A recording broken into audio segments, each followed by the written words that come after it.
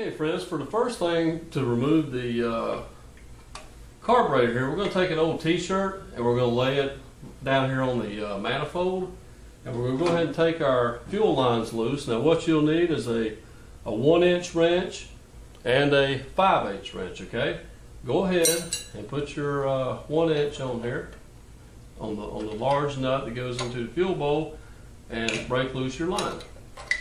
Now you want to do this on the front bowl and of course on the rear bowl.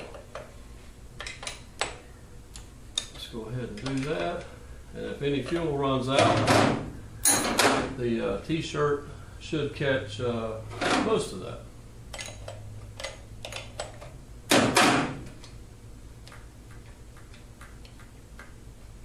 Okay, so now our fuel line is loose from the carburetor, and you can just lay that aside. And just to speed things up, I'm going to use my little cordless impact here today with a 1/2-inch socket on it. We're going to remove these two bolts on this side of the carburetor. Now we're using this just for removal. Now when we go back together, we won't be using a cordless impact. We'll actually tighten it down by hand. Lay your nuts and washers out of the way, and let's move on to the other side.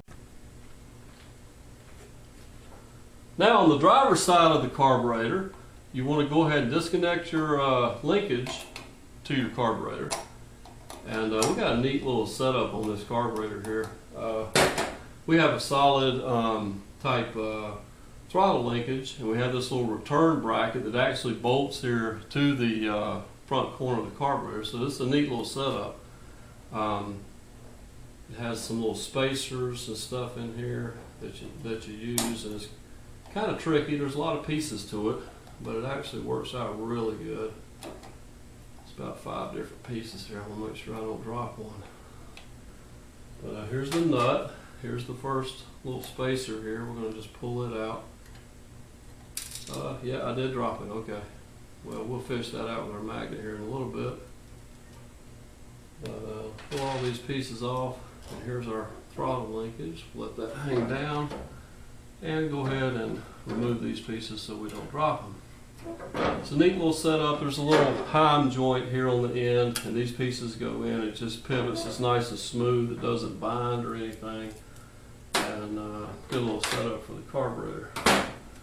For the carburetor linkage. Now we're going to use our cordless impact again on this side, and we'll remove our nut and flat washer. And on the front here,